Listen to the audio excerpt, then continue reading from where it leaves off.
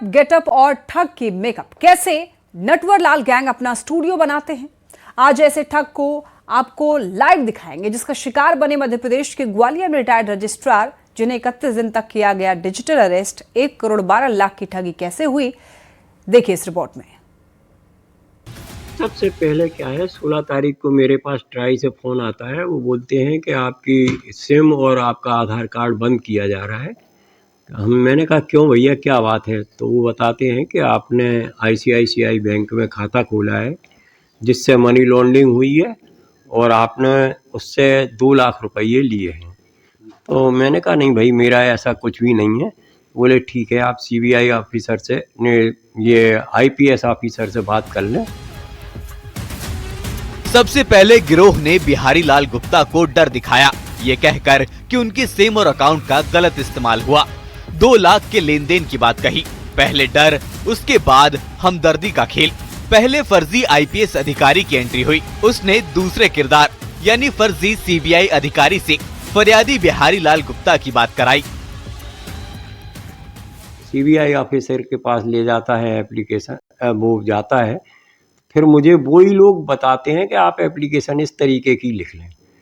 ये CBI officer जो अपना नाम प्रदीप कुमार बताता है, वो बोलता है कि ठीक है, मैं कोर्ट से इसमें परमिशन ले लूँ, कोर्ट से परमिशन लेके फिर आपकी इन्वेस्टिगेशन चालू करूँगा।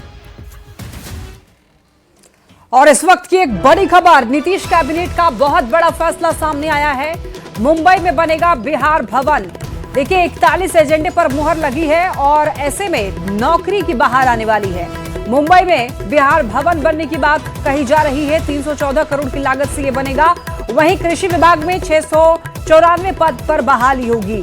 विभिन्न पदों पर बहाली को मंजूरी दी गई है। डेयरी, मत्स्य, पशु विभाग में भी बहाली की खबर मिल रही है। 200 विभिन्न पदों पर भी बहाली होगी। उच्च शिक्षा निदेशालय में 9 पद सृजित होंगे। वहीं सोनी, यहाँ पर देखिए बताया ये जा रहा है कि सोन नदी के पानी का बंटवारा होगा। आपको बताते चलें, झारखंड के साथ पानी का बंटवारा होगा। नदी जल बंटवारे के लिए एमओयू होगा। दरभंगा एयरपोर्ट के पास लॉजिस्टिक पार्क बनाने की भी खबर मिल रही है। कार्गो हब के लिए 50 एकड़ जमीन ली जाएगी। ज्यादा जानकारी के लिए न्यूज 18 संवाददाता आनंद अमृतराज हमारे साथ जुड़ रहे हैं। आनंद, नीतीश कैबिनेट की अहम बैठक हुई और कहा जा रहा है 41 एजेंडे पर मुहर लगी है। इनमें से क्या कुछ मुख्य बातें रही हैं आनंद? देखिए, निश्चित तौर पे नीतीश कैबिनेट की बैठक में कई बातों पे निगाह गड़ी हुई थी कि इस बार के नीतीश कैबिनेट में क्या कुछ फैसला होता है। टोटल 41 एजेंडे पे मुहर लगी है और इसमें कई विभागों में पद सृजित किया गया, यानी कि रोजगार को लेकर सरकार ने कई फैसले किए हैं।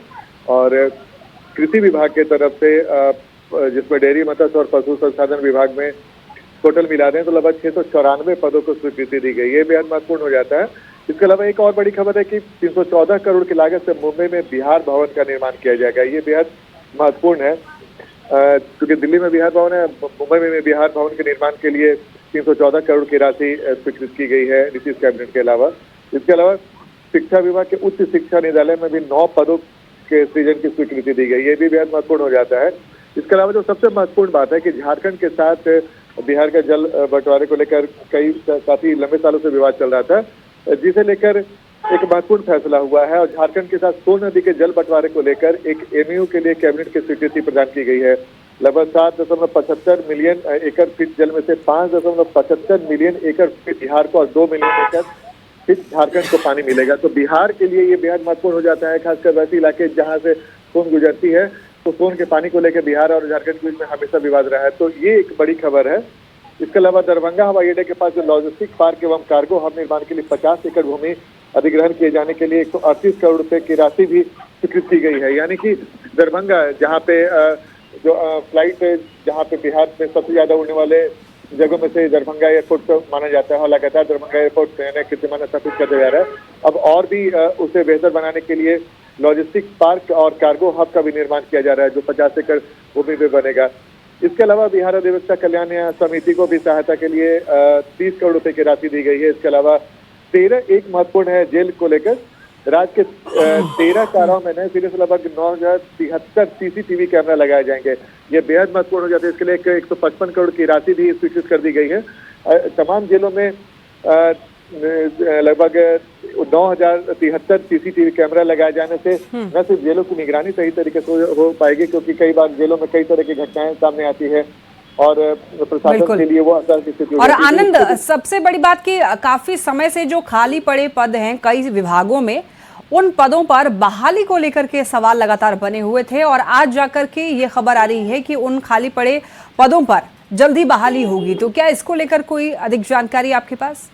नहीं, बिल्कुल। देखिए, धीरे धीरे कई ऐसे विभाग हैं जहाँ पे तमाम विभागों को बोला गया है कि आप अपने विभाग में कितने पद खाली हैं उसके जल्दी से जल्दी जानकारी दें, और जैसे जैसे जानकारी आती जा रही है सरकार वैसे पद का सृजन करते जा रहा है। लेकिन एक और भी महत्वपूर्ण फैसला हुआ इस कैबिनेट की बैठक में। रोहतास में सीमेंट फैक्ट्री लगेगा, जो 107 करोड़ रुपए की राशि से इस सीमेंट फैक्ट्री का निर्माण किया जाएगा। डालमिया सीमेंट लिमिटेड बंजारी रोहतास का विस्तार भी किया जाएगा और जाहिर तौर पे इसके होने से लगभग 600 के आसपास कुशल एवं जो कुशल कामगार होंगे उनका भी नियोजन किया जा सकेगा। तो ये बेहद महत्वपूर्ण है। एक जो निवेश को लेकर सरकार लगातार प्रयास कर रही है, उसी प्रयास के तहत रोहतास में सीमेंट फैक्ट्री लगाने के लिए 107 करोड़ रुपए की राशि के जो फैक्ट्री लगेगा उसकी मंजूरी दे दी गई है। डालमिया सीमेंट लिमिटेड बंजारी रोहतास का भी विस्तार किया जाएगा। तो जाहिर तौर पर बिहार के लिए बेहद महत्वपूर्ण हो जाता है और खासकर ऐसे में जब आप लगातार रोजगार की बात कर रहे हैं और निवेश की बात कर रहे हैं, तो अगर कोई फैक्ट्री लगती है तो न सिर्फ निवेश होता है बल्कि रोजगार का भी सृजन होता है। तो ये बेहद महत्वपूर्ण फैसला भी कैबिनेट के बैठक में हुआ और जाहिर तौर पर जो आपने रोजगार को लेकर भी बिहार के कई तमाम विभागों को ये साफ साफ निर्देश दे दिया गया है कि जल्द से जल्द अपने विभागों में जो भी खाली पद है उसकी पूरी जानकारी दी जाए और जैसे जैसे जो विभाग जानकारी देते जा रहे हैं कैबिनेट से उसे अप्रूवल देकर और वो जो जानकारी है वो सार्वजनिक की जा रही है और उसके बाद फिर कैबिनेट से मोहर लगा के वो पद सृजन कर दिया जा रहा है और ताकि जो बेरोजगार युवा है युवतियां हैं उन्हें वो रोजगार मिल सके। और बिहार में जो बिहार की सरकार ने दावा किया था बिहार विधानसभा चुनाव के समय कि 1 करोड़ लोगों को नौकरी और रोजगार देंगे, उस और बिहार सरकार लगातार बढ़ने का प्रयास कर रहा है। जी ठीक है, बहुत धन्यवाद आपका इन तमाम जानकारियों के लिए आनंद। तो देखिए, बड़ी खबर इस वक्त मुंबई में बिहार भवन बनेगा, 314 करोड़ की लागत से ये बनेगा और कृषि विभाग में 694 पद पर बहाली होने की भी खबर मिल रही है। विभिन्न पदों पर बहाली को मंजूरी दे दी गई है।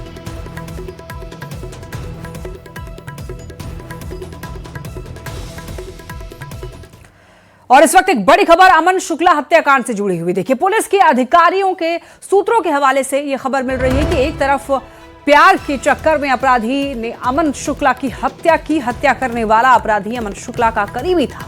अमन शुक्ला के घर आना जाना था। अमन शुक्ला के जेल जाने के बाद उसकी पत्नी के प्रति आरोपी अपराधी का झुकाव बढ़ने लग गया था और हत्या में शामिल 3 अपराधी को गिरफ्तार किया गया है। हत्या में इस्तेमाल हुए जो हथियार थे उसके साथ 3 अपराधी को गिरफ्तार किया गया। शाम 4 बजे एसएसपी अब पूरे मामले का खुलासा करने वाले हैं। तो इस वक्त ये बड़ी खबर मिल रही है, सूत्रों के अनुसार ये जो जानकारी मिल रही है कि शाम 4 बजे एसएसपी इस पूरे मामले का खुलासा करने वाले हैं। अमन शुक्ला हत्याकांड, इस मामले में हर दिन कोई ना कोई नया अपडेट सामने आता है और ऐसे में यह खबर मिल रही है कि एक तरफ प्यार के चक्कर में अपराधी ने अमन शुक्ला की हत्या कर दी। हत्या करने वाला अपराधी जो है अमन शुक्ला का काफी करीबी था। अमन शुक्ला के घर आना जाना उसका था और जब अमन शुक्ला जेल में था तो उसके जेल जाने के बाद उसकी पत्नी के प्रति आरोपी अपराधी का झुकाव बढ़ने लग गया था, यह खबर मिल रही है। और हत्या में शामिल 3 अपराधी को गिरफ्तार कर लिया गया है। हत्या में जो इस्तेमाल हथियार किए गए थे वो भी अब वो ले लिया गया है, उसको बरामद कर लिया गया है। ज्यादा जानकारी के लिए न्यूज़ 18 संवाददाता अमित हमारे साथ जुड़ रहे हैं। अमित, रोजाना देखिए अमन शुक्ला हत्याकांड से जुड़ा कोई ना कोई अपडेट सामने आता है और अभी जो अपडेट मिल रहा है और शाम को 4 बजे इसके बारे में खुलासा भी हो सकता है प्रेस कॉन्फ्रेंस के जरिए। एक बार पूरी जानकारी दीजिए, फिलहाल क्या अपडेट है इस मामले में? देखिए, ये जो पूरा मामला है वो एक तरफा प्यार से जुड़ा हुआ बताया जा रहा है। पुलिस आधिकारिक सूत्र जो है उनसे जो जानकारी मिली है उसके मुताबिक अमन शुक्ला का ही गैंग का आरोपी है जिसने अमन शुक्ला की हत्या की। हत्या करने के पीछे की वजह जब हम पूछे अपने आधिकारिक सोर्स से तो उन्होंने बताया कि हत्या करने की जो वजह है वो एक तरफा प्यार है। जब अमन शुक्ला जो है वो जेल में था तो ये शख्स जिसने हत्या करी है अपने साथियों के साथ मिलकर के अमन शुक्ला की, वो उसके अमन शुक्ला के घर उसका आना जाना रहता था।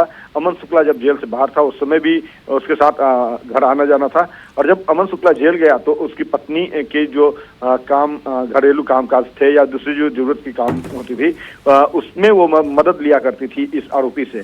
बतौर कह सकते हैं कि एक देवर के तौर पे उनको अपना काम सौंपा करती थी और उसे एक तरफा प्यार हो गया। फिर जब घर आने जाना लगातार निरंतर चलता रहा तो एक तरफा प्यार हो गया। और जब अमन शुक्ला जेल से वापस छूट करके आया तो अपनी पत्नी, अपने परिवार, अपने बच्चों का ख्याल रखने लगा। तब उसे दिक्कत महसूस हुई, अब मेरा घर आना जाना बंद हो गया है। तो इसी वजह से, चूंकि वो एक तरफा चाहत थी उसके मन में, अमन शुक्ला की पत्नी को वो एक तरफा प्यार करने लगा था और इसी कारण से उसने अमन शुक्ला की हत्या कर दी, इस सोच के साथ कि अमन शुक्ला नहीं रहेगा तो हम अपने मंसूबे में जो काले मंसूबे हैं, मन में पाप जो चल रहा था उसे वो अंजाम तक तो अमित जरा ये बताइए कि क्या शाम 4 बजे तक एसएसपी जो है वो एसएसपी पूरे मामले का खुलासा करने वाले हैं? क्या कोई प्रेस कॉन्फ्रेंस की जाएगी इस बारे में? बिल्कुल 4:15 बजे ये एसएसपी पटना जो है वो कार्तिकेय के शर्मा पूरे मामले का खुलासा करेंगे। हालांकि जो आधिकारिक सोर्स है उनसे हमने ये भी पूछा कि क्या अमन शुक्ला की पत्नी का भी झुकाव था इस आरोपी के प्रति जिसने हत्या करी अमन शुक्ला की। तो पुलिस अधिकारी साफ तौर पे कह रहे हैं कि अमन शुक्ला की पत्नी इस बात से अनजान थी कि यह जो आरोपी है जिसने अमन शुक्ला की हत्या करी है वो इन्हें एक तरफा चाहने लगा है। अगर ऐसा उन्हें पहले से मालूम दूरी बना लेती और लेकिन उन्हें कोई जानकारी नहीं थी, एक तरफा प्यार जो है वो अमन शुक्ला के बन गया। अमन शुक्ला की हत्या इस सोच के साथ कि आगे जब अमन शुक्ला नहीं रहेगा तो उनके लिए राह आसान होगी अपने प्यार को परवान तक पहुंचाने। अमित, अब इंतजार है शाम 4 बजे का जब एसएसपी कह सकते हैं कि ऑफिशियल इस बारे में जानकारी देंगे, खुलासा करेंगे। बहुत धन्यवाद आपका इन तमाम जानकारियों के लिए। चलिए बढ़ते हैं खबरों में आगे। मध्य प्रदेश के इंदौर के बाद अब ग्रेटर नोएडा में जहरीला पानी अब लोगों की सेहत के लिए साइलेंट किलर बनता जा रहा है। ग्रेटर नोएडा के हैबतपुर इलाके में बहने वाली हरनंदी नदी में फैक्ट्रियों और नालों का गंदा पानी मिल रहा है और यही दूषित पानी लोगों के घरों तक सप्लाई किया जा रहा है। नतीजा क्या है? यहां पर बीमारियां बढ़ रही हैं, लोग मजबूरी में गंदा पानी पीने के लिए मजबूर हैं।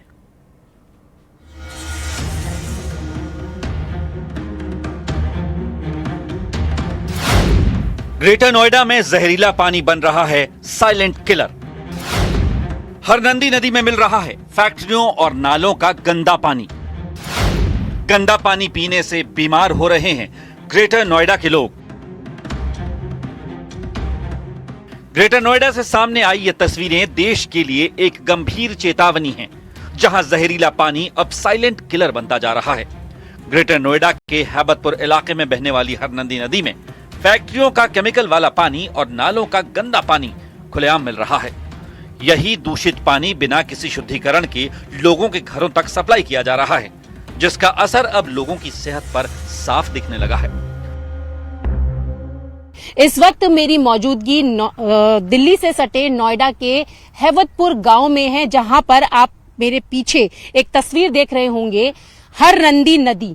इस हरनंदी नदी में आप देखें तो साफ आपको दिखाई दे रहा होगा कि किस तरीके से गंदा पानी मिल रहा है। और तस्वीर आपको दिखा दूं कि आप उस साइड पर देखेंगे तो वो नदी जो कि मेरठ गाजियाबाद से आ रही है और उसी नदी में ये गंदा केमिकल वाला पानी यहाँ पर मिल रहा है।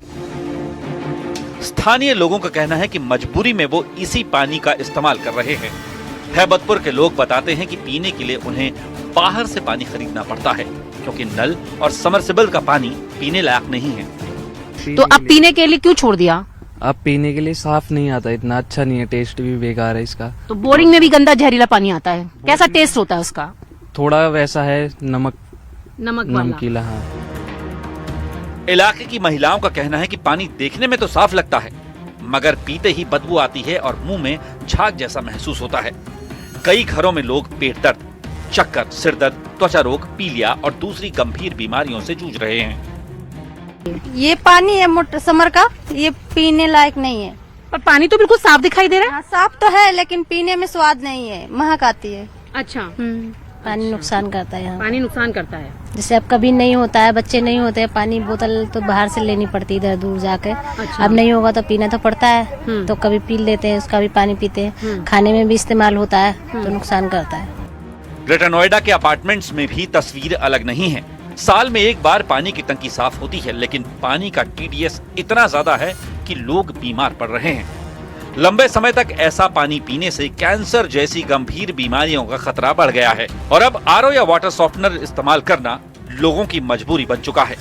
पानी देखिए जो नल पे आ रहा है वो पीने योग्य नहीं है, जाहिर सी बात है हम लोग अफोर्ड कर सकते हैं, पर गरीब लोग या निम्न स्तर के लोग हैं वो अफोर्ड नहीं कर सकते। हमने आरओ लगा रखा है, एल्कलाइन वाटर मशीन लगा रखी है, सिर्फ इसलिए कि हमें कोई भी ऐसा घातक रोग ना हो।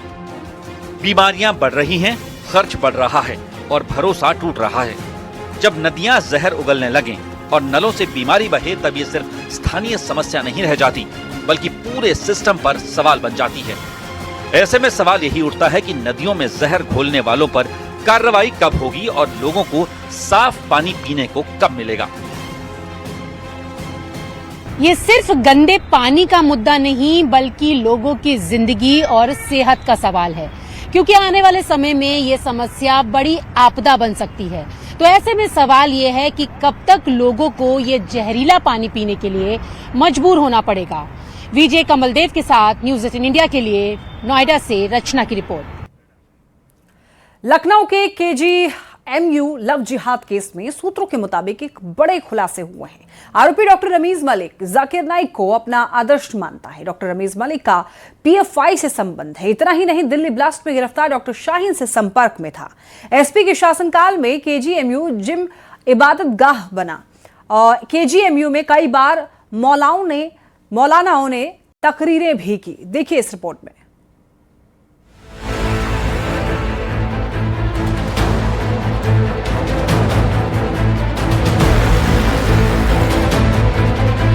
लखनऊ के KGMU में महिला डॉक्टर से दुष्कर्म और लव जिहाद के मामले में चौंकाने वाला खुलासा हुआ है। सूत्रों के मुताबिक अब तक की जांच में खुलासा हुआ है, आरोपी डॉक्टर रमीज मलिक जाकिर नाइक को अपना आदर्श मानता है। इतना ही नहीं, उसके संबंध PFI से भी हैं। फरारी के दौरान भी वो PFI से संपर्क कर कानूनी मदद मांग रहा था, लेकिन यूपी में सख्ती की वजह से उसे कोई मदद नहीं मिल पाई। डॉक्टर रमीज के पिता सलीमुद्दीन के PFI से अच्छे संबंध हैं। उन्हें 2 बार सम्मानित भी किया जा चुका है। इतना ही नहीं, डॉक्टर रमीज ने बताया कि PFI के पदाधिकारी KGMU में उससे कई बार मुलाकात भी कर चुके हैं। KGMC में डॉक्टर रमीज रहते हुए बाकायदा दिल्ली बम ब्लास्ट की जो आरोपी है डॉक्टर शाहीन, उसके संपर्क में था। यानी कि KGMU का डॉक्टर रमीज संपर्क में था दिल्ली बम ब्लास्ट के आरोपी डॉक्टर शाहीन के। यही नहीं, PFI के भी वो संपर्क में था। PFI ने बाकायदा उसको सम्मानित किया था। यानी कि PFI से भी उसके संबंध डॉक्टर रमीज के थे। अब पुलिस डॉक्टर रमीज के पुराने मोबाइल का डाटा रिकवर कर रही है, जिससे उसके PFI के संबंधों का पूरा सच सामने आएगा। ये भी बात निकल कर आ रही है कि दिल्ली ब्लास्ट में गिरफ्तार शाहीन सईद से भी आरोपी डॉक्टर संपर्क में था। अब ATS ने भी डॉक्टर रमीज की जानकारी मांगी है। पुलिस की जांच में ये भी पता चला है कि सपा शासन काल में KGMU के जिम को इबादत गाह बनाया गया था, जहां कई बार मौलानाओं ने भी तकरीरें की थी। इस मामले में शिक्षक संघ और KGMU प्रशासन की तरफ से लापरवाही की बात सामने आ रही है। इस मामले में ATS की भी एंट्री हो गई है। ATS ने लखनऊ पुलिस से डॉक्टर रमीज और KGMU धर्मांतरण केस की पूरी जानकारी मांगी है। अब जांच एजेंसियां, पुलिस टीम इस पूरे मामले की पड़ताल कर रही हैं कि आखिर ये जो नेटवर्क है KGMC में चल रहा था, लव जिहाद, अवैध धर्मांतरण और आतंकियों से, जो संदिग्ध आतंकियों से रिश्तों का, संबंधों का, वो आखिर कहां तक फैला हुआ है। कैमरामैन उपेंद्र के साथ संकेत मिश्रा, न्यूज़ 18 लखनऊ।